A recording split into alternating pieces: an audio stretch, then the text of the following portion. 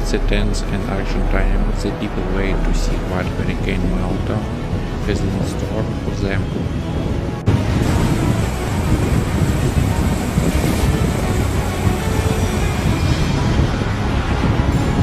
Meanwhile, emergency responders are doing their best to prepare for the worst-case scenario.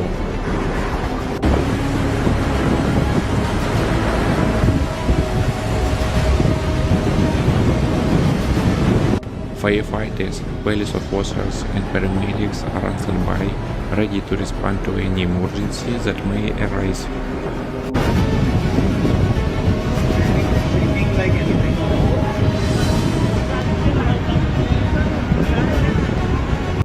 And the storm makes landfall, they'll be on the front lines, working to rescue those in need and providing aid to those affected.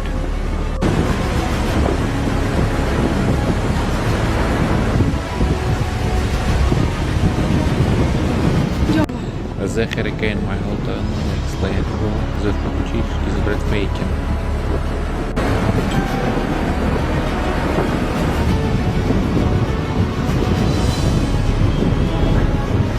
The storms in the city of inspiring, with winds howling like a pack of wolves and rails sledging down in sheets.